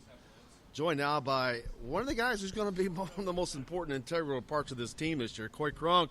Coy, how you doing, brother? I'm doing all right. I can't complain. Man, I've been talking about this team. I've been talking about this offense specifically, and I think big things can come out of it. Putting a little pressure on them by doing that, but the quarterback's room, amazing. Running backs, receivers. But it all starts in the front, man, with you guys. Talk about what the team's looking like. You're anchored with 3 seniors. You guys are looking like you're in pretty good shape. Yeah, we got to replace 2 starters that put a lot of games on tape for us. Wes Martin, 4th-round pick to the Redskins at left guard. He started 4 straight years. Heck of a ball player. And Brandon I on the right tackle side started 3 straight years. And they're both great ball players. We got to replace them with, we got to replace them, and we expect a lot out of those 2 positions at left guard and right tackle, especially in the run game. So we got to step it up, and hopefully it goes over well. You guys play in what I think is the toughest division in all of college football, the Big Ten East. So no doubt about being challenged all year long. You guys are going to get challenged early and often. You open Big Ten play earlier than normal this year, the 3rd game of the season with Ohio State. Are you guys going to be ready for that challenge that soon? Does it change anything when the schedule moves around like that? For me, it personally doesn't. But, I've had a couple seasons to get underneath my, get my feet underneath me. But, the first 2 games are always important. Looking forward to those, and then I think you come to Indiana to play the Ohio States, the Penn States, the Michigans. You name them. The big dogs, is so to say. But you got to embrace that challenge. So having a great opponent, 3rd week of the season, I think it's awesome. I think it's going to help keep our younger kids in line during camp. Maybe more laser focus instead of, we don't have to play a top 5 team till week 8 or something like that. No, we got to right out of the chute pretty much. So we got to bring that laser-like focus all throughout camp. So I think it's going to be a blessing for us. I know every room, they take pride in what they're doing for the team. But, again, you guys are the anchor. It starts and ends with the offensive line. How much pride do you guys take in being the impetus that gets it all started? I take an immense amount of pride, especially as an O-lineman. I think you got to be built a little bit different, You're not doing it for any credit or anything like that. I think the best part of being an O-lineman is watching your teammates score. So I think you got to take a lot of pride in that. I think we're going to have a great year. I think we're going to have different schemes, different looks we're going to throw at people. And I think it's going to open up our offense. I think it's going to all start up front with us. So I'm excited for this season. You're a veteran. You've been around this team for a while. It's gone through a lot of changes. Coach Allen wasn't a head coach when he first came to Indiana. Now he's been the head coach for 3 years. The guys that are coming here now as freshmen, they're seeing a different team and a different program than when you came here. Yeah, it's completely changed. I think, for the better. And, as a senior, I think you kind of have more perspective, especially of all the things you kind of go through. I think my first 2 years were a whirlwind. Last year I thought I had a really good year. I thought I played pretty well. But this season it has a different feel for me. I think maybe it's just more a sense of urgency or, I wouldn't say the pressure, but the feeling that we need to accomplish and get over those close games and win some of them. So I think it is different. I think the biggest difference this year is just been focused on little things every day. I know you guys I've talked to so many of you, and everybody is on the same page, which is amazing, but that's a necessity for success. What's the feeling in the locker room as you go into this season? What are your all's expectations as a team? I think if you're a competitor in any sense, or you compete, or you want to be great, I think the expectations go out there and play 60 minutes of football. Not just 60 minutes, but like 60 minutes of tough, physical, no mental mistakes football. And I think if you do that, I think you're going to put yourself in a lot of positions to win. And, I personally don't worry about wins or losses, especially in the preseason or even, week to week. I think a lot of that I can't control, but I can't control, how the offensive line plays, how I play, and the demeanor, our team's going to take when we step on that field. You talk about getting over that hump, so to speak, and kind of breaking through as we've talked about the last couple of years. What is it going to take from your vantage point for that to happen? What does this team have to do? Yeah, I've thought about this long and hard, especially the last couple of years. But I think the biggest thing what we're doing now is I think it's human nature to think about like the big picture. You know, what's next? When's the next big game or the next season? You know, you name it. But I think what we've really done this offseason is what's today? What can I do today? Everyone works hard. So what am I going to do extra? Am I going to do extra stretching? Extra bench press? Extra jump rope? Something along those lines. But what am I going to do today? So I think for me, and especially for our offensive line, I think we're kind of taking it as, I'm not worried, about tomorrow or the next big thing. I'm worried about what I can do today to be great. And I think that's been helping us a lot. We're here at the Big Ten Media Days with Coy Cronk. Coy, you're all dapped out. You're looking great. You're getting taken around. You're talking to everybody. What's this day like for you as a player? It's an honor. I remember my freshman year when Dan Feeney went. And, last year Wes Martin went, and I think it's just an honor. I think it shows what the coaching staff means, how they feel about me and want me to be an ambassador for the program. And, it means the world to me. You mentioned some names that are very well known, and they've gone on to do great things. Yeah. Are those some of the guys that you looked up to that you're trying to emulate and follow in their footsteps? Without a question. I played with Dan my freshman year, his redshirt senior year, and I've never had someone make an impact like that in my life in just 1 year, and not even a full year, really just summer workouts through the season. Then he was gone training, and he made such a big impact on me, mostly from A, how to play the game the right way, and B, how to watch film. And then C, we just hung out. It was kind of weird because, I was 18, he was, like 22, 23, but he understood. And we kind of always had the same mentality and mindset and like personality, so I've always gotten along with him. And actually, he was just back in town 2 weeks ago, and I got to spend some good time with him. And, overall, great dude, even better ball player. That's awesome. You come to Indiana. Indiana's a team that is trying to be what some of these other teams in the Big Ten have been for a long time. What is it like being a part of that process and trying to be a part of getting them over that hump? For me, it's exciting, and it's an honor. I came to Indiana for that reason. I've grown up in this state, take a lot of pride playing for the Hoosiers. I got a lot of support from my friends and my family, and for me to be able to take part of the challenge or even have the opportunity to play here and to begin with is it's a dream come true. So yes, it is a challenge, and we have not accomplished what we want to accomplish since I've been there so far. But as far as being positive in my mindset, I couldn't be more grateful. I know you got a busy schedule to get around. Anybody that you're looking forward to seeing that might be here, whether it's a player or from the team? Yeah, I don't really know who's all here. I think it's awesome. All these people get to come here, and we get treated pretty nice around here, staying at a great hotel, great food. So I'm really looking forward to that part. But as far as seeing escort being taken all over the place. Yeah, I mean, someone called an Uber for me the other day. I was like, this is the first time in a while that's happened. So I'm just more excited about the accommodations than the people, I'd say. Well, I can't thank you enough, man. I appreciate you. Good luck this season. You. But have fun today. Yeah, I'm going to try to enjoy it. Thank you very much. Great, but have a good one. Coy Cronk. Now joined by Reakwon Jones. Reakwon, man, thank you so much for joining us. I appreciate it. Oh, yeah, thank you. Thank you for having me. I'm glad to be here. What's it like coming to an event like this, Big Ten Media Days? There's all this attention, the media here. You got all the Big Ten commissioners and all the head coaches and a lot of the big-time players in this league. What's it like being a part of that? Oh, it's a blessing. I got to thank God for the opportunity to be here. And just to be able to represent this program, I feel blessed and honored that they selected me to come here and speak and, represent the program. So it's just a blessing overall. Indiana's a team that is waiting to break through that glass ceiling. Tom Allen has done an incredible job recruiting the last couple of years, setting up, getting some depth on his team. And it seems like you guys are kind of there ready to bust right now. Oh, yes, sir, and definitely. Coach Allen, he's done a great job ever since he got the position of head coach.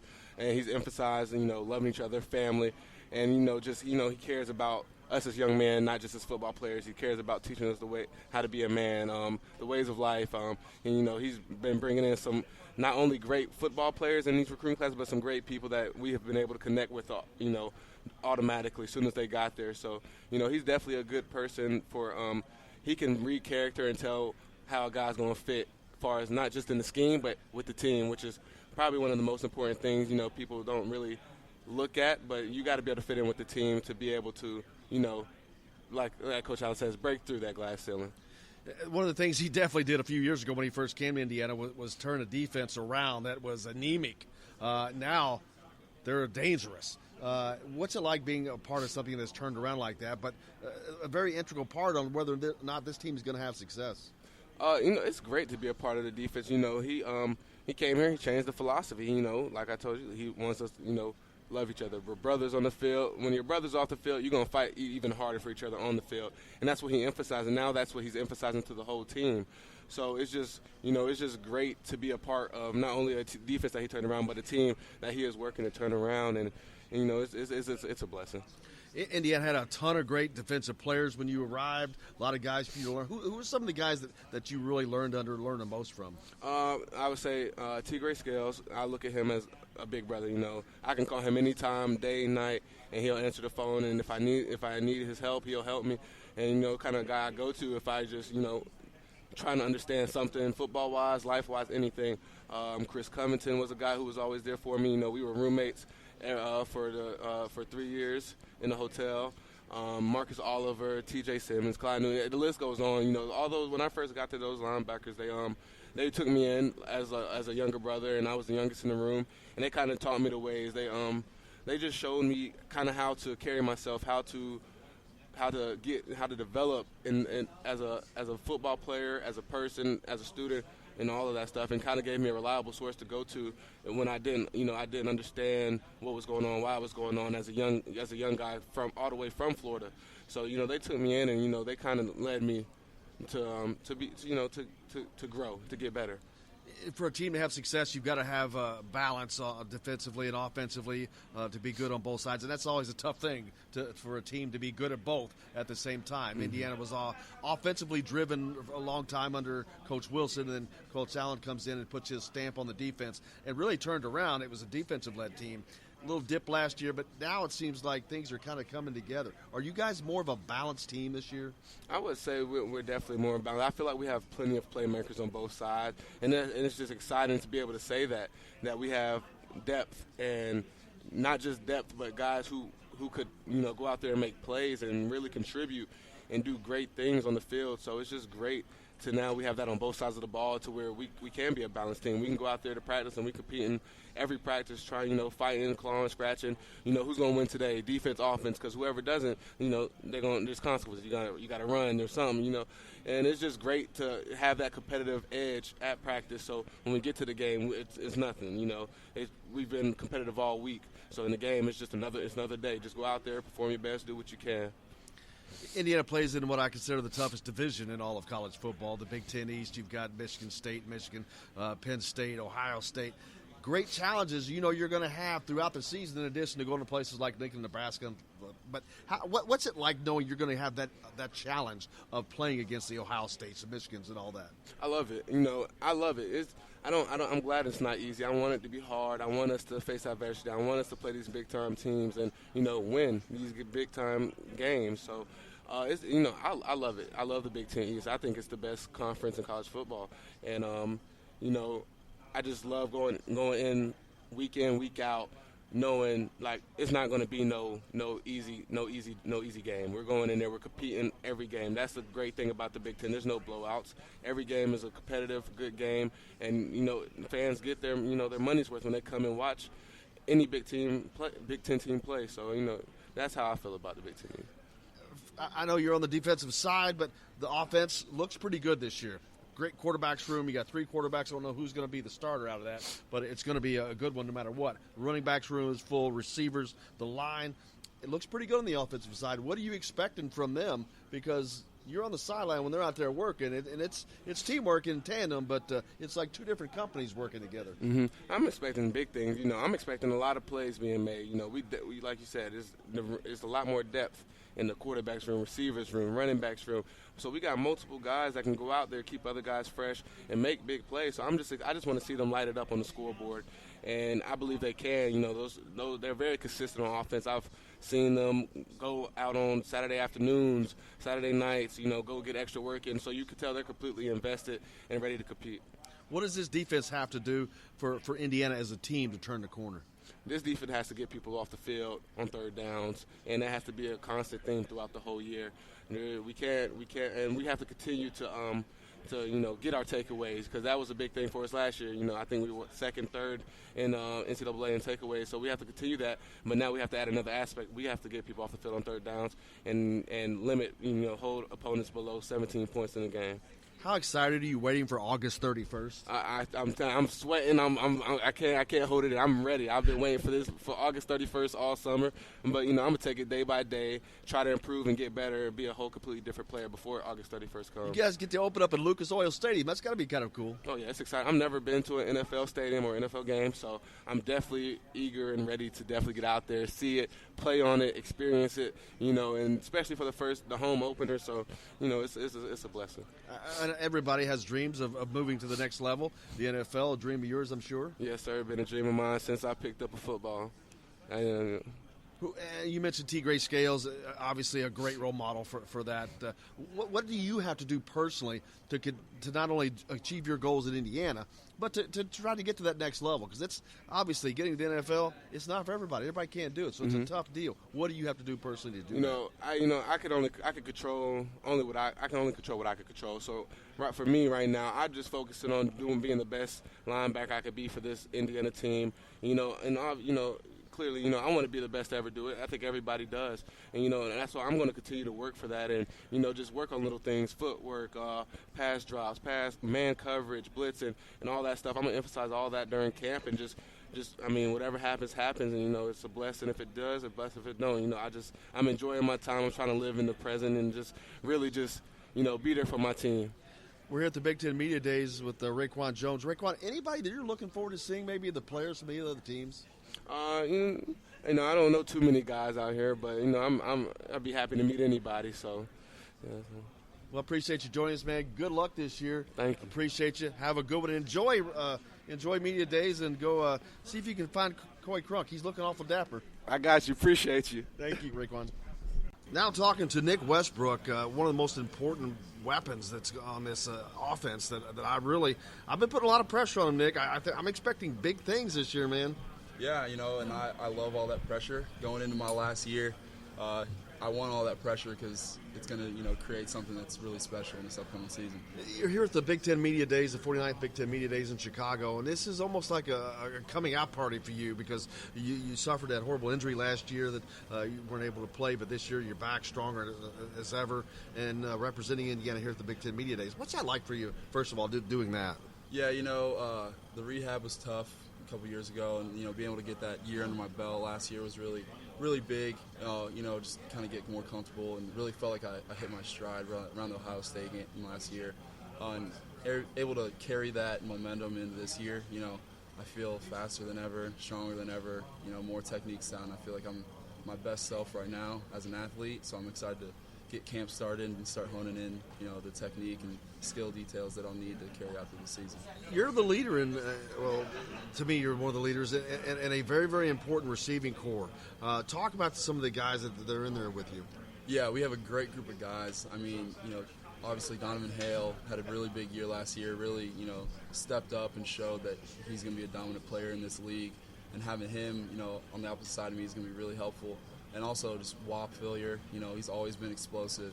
And then Ty Freifogel, really also kind of had a coming out year last year as well. A lot of explosive, really big explosive plays, having that huge touchdown against Michigan, fade ball, showing that he can go up there and get it. And Miles Marshall, he's going to have a really big year this year. Some of the freshmen coming in, David Ellis, Jordan Jakes, really showing some promise, our player practices right now. So it'll be good just to have some depth, and not – you can be able to switch guys in and out. If you just run a deep ball, you can come off the sideline, get another guy that's fresh and ready to go to run another one. It's hard for a corner to keep up, staying in man coverage like that way when we got guys just flying down the field. And it's not just the receiving core. The running backs room, crazy. The quarterback's room, we don't know who's going to be a starter because that's so good, and the offensive line as well. But how much is it going to help you guys as receivers to have that running backs room that is so full? You got Stevie Scott, of course, coming back, but a lot of other guys that are going to be great as well. Yeah, it's going to be huge to have that balance. It's going to be really big because if they, maybe they're stopping us a little bit, in the passing game. Well, they can't stop the run game then if whatever they're doing the game plan for us, So it's going to be a back and forth battle, for them trying to game plan on who to stop, because we got so many weapons, like you said, in that running back room and also in our receiving room as well. And now, of course, the quarterback question, we won't know who's going to be the starter until we get later into fall camp. But 3 great quarterbacks back there. You got Peyton Ramsey, that's got 2 years of experience, and you've got Michael Penix and Jack Tuttle, who are just full of promise and athletic ability. We don't know who that's going to be, like I said, but you're going to have a good quarterback regardless. Yeah, and that's something that there's the competition, but there is no worry, or doubt in my mind that whoever is, the guy throwing us the ball or leading our offense, that it's going to be successful. It doesn't matter really who we pick. Talking with Nick Westb here at B1G Media Days for football. And in addition to that, we got a new offensive coordinator, Kalen DeBoer. He's not shy about going downfield. He scores a lot of points. Sure, that's music to your ears. Yes. Yeah, I love to see it. And even, I remember we were watching film. I can't remember what game it was last year, and we saw Fresno State film before we even knew that he was going to be coming to us. And I just remember seeing the receivers make plays all over the field, and I was like, wow, they're really doing it over there. And so for him to come in now and already have that expectation and see the film on him at Fresno and what he can bring to our offense with, like we said, all our weapons. Really excited, get this fall camp started. What has he brought? What are some of the changes? What's different? What's allowing you guys to do more? Yeah, it's just, it's a lot of putting the guys, in the best possible position for them to make plays. We got so many athletes, and whether it's putting, D. Hale in the slot, just because there's a better matchup there for that game, or, putting Wap outside, getting Wap more touches, running the ball somehow. There's a lot of different things he can do with our offense, and to bring multiple offense. It's not going to be vanilla. It's going to be really hard to game plan and understand what we're doing, with the complexity of it. And then another big thing is just the timing aspect. He's really preaching timing, because that's what creates those explosive plays and gives us athletes, and our athletic ability to shine. Because it's not going to be catch and tackle anymore. It's going to be catch and have some space now because the timing is right, so we can get some yards after catch and make our own plays. And going downfield is something that's been talked about all of last year, and Coach Allen was with us yesterday. He talked about it as well. You've got to be able to stretch that defense, open the field up, obviously. But that's something that is going to happen this year. Right. How excited are you knowing that no matter what, that ball is coming downfield this year? Oh, I'm really excited, as you would say, just because, that's kind of why I came here. If you watch my high school tape, that was pretty much all it was go balls and posts and, a few screens here and there. But, that's what I love to do, and I'm really excited to be in an offense that's going to be able to let me do, what I love to do. What does this offense have to do to be successful in this league? To me, Indiana plays in the toughest division in all of college football, much less the tough conference in the Big Ten. But the division, you're playing against a great talent in Ohio State, Penn State, all those guys. Great challenge for you guys. What do you all have to do to achieve to rise to that level? We first off have to establish this culture and a standard, of excellence, within our offense that, just getting close or just getting to the red zone isn't close enough. We really got to have that killer instinct to be able to put that nail in the coffin when we get down the red zone, score touchdowns, not get field goals, to make those big-time third down conversions when, it's a crucial point, in the game. And just have that killer instinct and sense of football knowledge to know, when we really need to step up and what plays we really need to make. So, those are the big plays that kind of dictate the outcome of the game. What are you expecting from yourself, Nick? Expecting a lot, and Coach Allen, Coach Hurd, all the coaches, Coach Ballou, putting a lot, on my shoulders, and I love it, having this weight of leading this team, and also just having a big year, on the field, just so I can put us in the best position to win some games this year. What does it mean to you to be one of the leaders of this team? It's a heavy responsibility. Yeah, and it's an honor for me, and it's a little bit out of my comfort zone, to be honest, because I'm usually kind of more of a quiet guy, more reserved, and that's one thing they're pushing all of us seniors to do as leaders, myself specifically, is just be more vocal, more verbal, to hold people accountable. You don't always have to be the nice guy, to really hold people accountable. So although it might sound negative at the time, it's going to help our team get better in the end. Big Ten Media Days, you're out talking to a lot of the media, obviously people like me and whatnot. What's it like for you guys to come up here and do that? It's a unique situation. It's just the three of you representing the team, representing Indiana. But there's a lot of fun things involved in it. But talk about the Media Days portion, how it affects the players. I mean, yeah, it's awesome for me just to be able to, we have a platform to talk about our teammates and ourselves, on a national level. We get, dressed to the nines is always fun. I love being in a big city, great food and everything like that.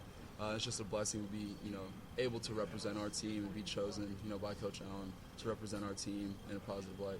We've done a great job, Nick. I appreciate you, man. Good luck. Looking forward to it. Have a great season. Appreciate you. Yep, thank you so much. We'll be back with more on Indiana Sports Beat right after this.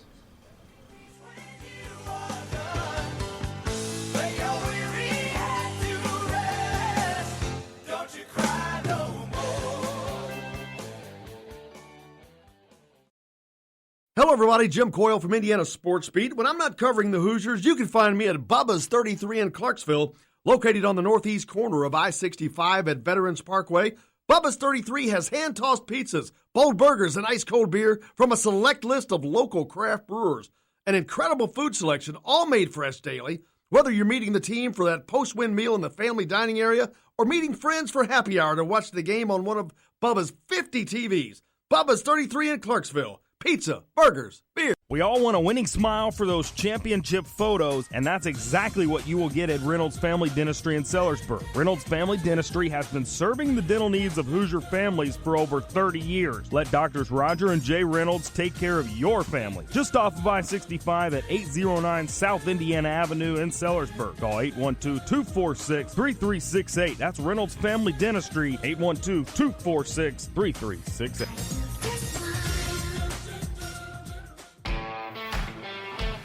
Now that warm weather has arrived, it's time to hit the links, and there's no better place than the golf club at Eagle Point in Bloomington. Voted best golf course by the readers of the Bloomington Herald-Times, the golf club at Eagle Point is under new ownership, has new fairways and bunkers, and it's open to the public. When the round's over, there's cold beer and a full menu at the Eagle Point Pub and Bistro. Call 812-824-1100 to make a tee time. That's 812-824-1100. The golf club at Eagle Point in Bloomington. This is A.J. Moyer. This is Dan Dockett. Hey, this is Michael Lord, former Indiana basketball player. This is Indiana football coach Tom Allen. This is Jim Coyle with the Indiana Sports Beat. You can always like and follow us on Facebook. Always follow the show rebroadcast on iTunes, Google Play, iHeartRadio, Spotify.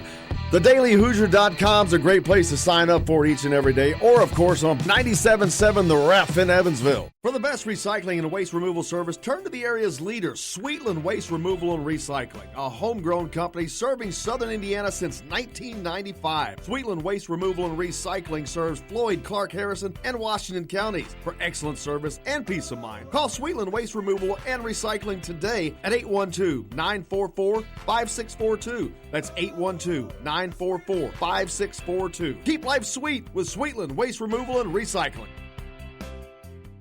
All across the country, people are coming together to speed up what we can learn about health. The All of Us Research Program is calling on 1 million people to join us as we try to change the future of health. For your family, for future generations, for all of us. Visit joinallofus.org and find out how you can become 1 in a million. All right, crew, let's get her dug. Honey, want to give me a hand? I'm planting that tree, remember? No matter how large or small your digging project may be, no matter how urban or rural, you must always call 811 before any digging project. 811 is our national one-call number, alerting your local utility companies to come out and mark any lines they have near your dig site.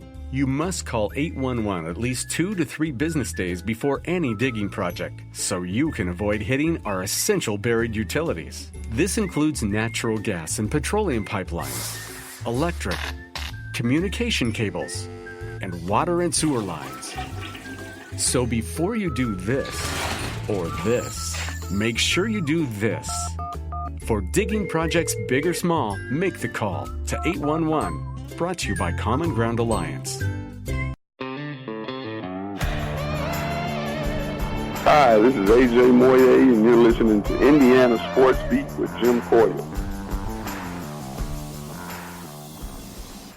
Today's guest is brought to you by Bubba's 33 in Clarksville with hand-tossed pizzas, bold burgers, and ice-cold beer. Pizza, burgers, beer. Bubba's 33 in Clarksville. I always want to be by your side. Girl, you really got me now. You got me so I can't sleep at Welcome back to Indiana Sports Beat with Jim Coyle, of course, coming to you from the Golf Club at Eagle Point Studios North as we have moved to Chicago for the week. 49th Annual Big Ten Football Media Days concluding today after 2 days. Just heard from Jim Harbaugh. Let me give you a quick blip of what you missed. Bob Us in Champion News Gazette. Big Ten's missed last 2 playoffs. What's wrong? Gotta drop the mic.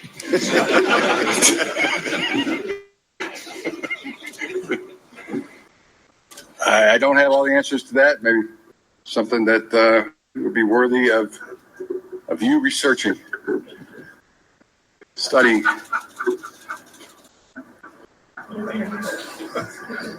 Hi, Jim. Dan. Worthy question.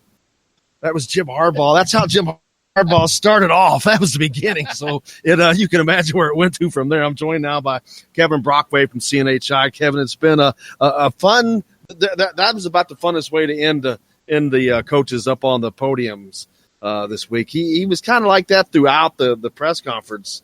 Some of the questions were kind of dumb. There was a lot of Ohio State questions, I noticed. A lot more from Ohio State media than the Michigan media. As a matter of fact, I don't recall a single member of the Michigan media asking a question. Yeah, but here's the interesting thing, too, was, the Urban Meyer comments yesterday were addressed with what he said about controversy following whatever he goes, and he doubled down on it. He just basically said, hey, look, it's something that I don't think it's any kind of surprise. It's something that's really been written about by you guys, by the media, which I thought was interesting. And then he also offered some opinions on transfers. He just kind of threw it out there where he said, yeah, that's a great bit. I'll probably play that on Monday because we don't have a lot of time, but he did. That came up. And as a matter of fact, because there's a transfer left Michigan and went to Iowa, that he said caught him by surprise. And he was asked whether or not he'd allow him to play. And he acted like he had nothing to do with it, which is a lot true. But there are a lot of times you see coaches, they'll put a hold. They don't allow players to go within the conference or things like that. So coaches do have something to do with it if they choose to. Yeah, they can. But he just basically said, hey, look, one-time exception, transfer without sitting out a year. That's his opinion, yeah. And his opinion, yeah. And let the grad transfer, situation stay the way it is. I mean, he seems to be in favor of movement. Well, and the biggest thing that he said that I absolutely agree with, he said there should be a definitive role. No, you should know whether or not. This shouldn't be so subjective. Every player that transfers, it's like it has to go through this process to see whether or not they're going to be eligible to play. It should either be they are or they are not. Because now you've got to quantify and qualify who is and who isn't eligible and why and this. I think that is just another thing of the NCAA's they need to get rid of because it's another thing that causes pile-ups. It's just ridiculous. Just let it go. Just if you could transfer once, like Jim Harbaugh said, let it go and be done with it. Yeah, exactly. It just creates a lot of confusion and waiting, and then from the coach's standpoint, not knowing if you're going to be able to have this guy or not, and having this whole situation in limbo. So I can see the coach's side of it. I can see the player side of it. There's really either you are, you aren't, and let's move forward. All 7 coaches have spoken today already at the main press conference out there, but actually that's just the appetizer. The real stuff starts now in the breakout sessions when you get these coaches in a smaller setting, and they're there for a lot longer. So I'm looking forward to that. Jim Harbaugh, I think he's not till this afternoon. Jeff Brom's not this afternoon. You saw Jeff Brom this morning, Purdue's coach earlier. I wasn't out there; was on the air in here. But what anything interesting Purdue's coach had to say? Yeah, well, I asked him basically about Rondale Moore, about him handling the expectations because he's received a lot of hype lately, and basically said that, hey, look, this is a great kid. He's a worker. He cares about his team. We feel really good about him as a player. And he says he wants to do a little bit more with him, specifically in the return game, getting more space on the field for him. It feels like he could be more dynamic in that area. But they're going to continue to use him as basically this multifaceted weapon, on screens, on runs, on receiving. And I think he feels really good about the place that Rondale Moore is in. And obviously New Albany kid that really came on the scene and was Romeo Langford's teammate back in the day as well. Yeah, they played on the 2016 New Albany State Championship team together. So there's an athlete that got away not only from New Albany High School, because he ended up going over to Louisville to a private school, Trinity, I believe, and then of course he got away from Indiana as well. But what a spectacular athlete he is, though. There's no doubt that he is is he the best player in the Big Ten? Well, Jonathan Taylor, I mean, you'd have to say the Wisconsin running back. But you could do so much more with Rondale Moore. That's true. But, I mean, I think that he's 1 and 1A. I think those are definitely the two guys. Who would you rather have? Who would I rather have? I think I'd rather have Taylor just because I like that running game. I like that solid kind of rock guy. But you could make the argument for Rondale Moore just because he's more explosive and because he's more versatile and multifaceted. And the fact that the game is going that way, spread and, being able to do things. And, I looked this up yesterday. Purdue is 6th in the country in red zone efficiency, and Rondale Moore is a big reason why, because you get him the ball within the 20, and you're going to find ways to score more often than not. They're also picked 6th to finish in the West Division of the Big East or Big Ten. So that's one up from the bottom. How bad would they be if they didn't have Rondale Moore? Yeah, no, it's amazing, and I think they're being undersold a little bit. I think that when you have a player that's that dynamic now, they've got a question at the quarterback position. They're a little young on defense, but they've got a pretty good freshman defensive lineman coming in, Califaris, who's one of the best players in the state of Indiana. I mean, I think they could, possibly do some things. And I think with the West, too, I still think that there's a lot of parity in that division. Northwestern winning it last year. It's kind of funny. Pat Fitzgerald had a pretty funny line, too, about, being picked low again after winning the West Division last year. And he said, maybe I'll have Matt Foley to come in and talk to the team to give a little motivational speech. In a van down by the river! I thought that was pretty good. Pat Fitzgerald was pretty good on the podium, too. He had a lot of fun out there. Getting back to Jim Harbaugh, the Michigan's been picked to win the Big Ten. He was asked about,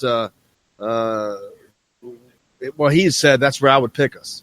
Yeah. And so he thinks that they're the best team. And, of course, what coaches doesn't think they're the best team. But Michigan has been picked by the media to win, and but that doesn't always mean anything. But they've yet to do that, though. That's something they have not accomplished under Jim Harbaugh. Well, yeah, and Urban Meyer stood in the way. I think if you look at it, 0-4 against Urban, and, maybe there's a thought that if you have a guy like Ryan Day, maybe that you could kind of get over that hump and find a way to beat Ohio State. It might have just been Speaking of which, there was a question, and I think it came from an Ohio State media member. What's it going to take for them to get over the losing streak to Ohio State? Yeah. And Jim Harbaugh just let it. He didn't even. It was like it wasn't even said. He just let it go because it's true. He hasn't beaten Ohio State. Yeah. But I think the thing too to look at Michigan, and this might be something I might ask Harbaugh in the breakout room, is they lost 4 defensive starters to the NFL draft. Now they were a dynamic defensive team, but do they have that ability to reload on that side of the ball? I'm surprised no one asked, do you have an advantage to break the streak now that Urban Meyer is not coaching?